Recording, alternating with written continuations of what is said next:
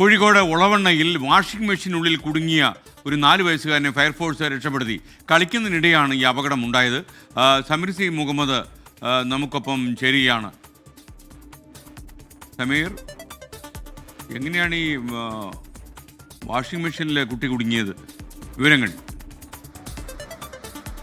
Good morning SKN. കുട്ടി കളിക്കുന്നതിനിടെ washing മെഷീനിൽ കയറുകയായിരുന്നു.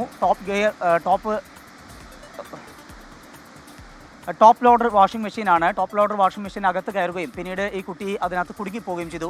കുട്ടിയുടെ കാലുകൾ പിണഞ്ഞു പോയി. അതിനുശേഷം കുട്ടിക്ക് പുറത്തിറങ്ങാൻ കഴിഞ്ഞില്ല. കുട്ടി ഇതോടെ നിലവിളിക്കാൻ തുടങ്ങി. വീട്ടുകാരെത്തി, പക്ഷേ വീട്ടുകാർക്കും ഒന്നും ചെയ്യാൻ കഴിഞ്ഞില്ല.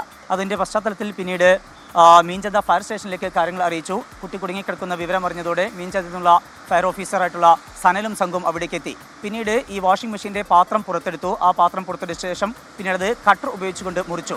അങ്ങനെ ആ മുറിച്ച ശേഷമാണ് കുട്ടിയെ രക്ഷിക്കാൻ കഴിഞ്ഞത്.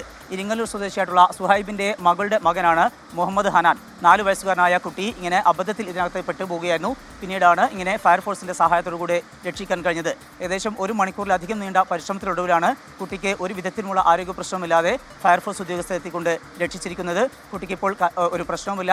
ഈ കുടുംബം വലിയ സന്തോഷത്തിലാണ്. രക്ഷാപ്രവർത്തനം നടത്താൻ കഴിഞ്ഞ അതിൻ്റെ സന്തോഷത്തിലാണ് ഇപ്പോൾ ഫയർഫോഴ്സ് ഉദ്യോഗസ്ഥരുമുള്ളത്. SKN. സമീർ സി മുഹമ്മദ്, എന്തായാലും കുട്ടി രക്ഷപ്പെട്ടു. കളിക്കുമ്പോഴൊക്കെ നമ്മൾ കുട്ടികളെ കൂടുതൽ ശ്രദ്ധിക്കണം എന്നാണ് ഈ സംഭവം നമ്മോട് പറയുന്നത്.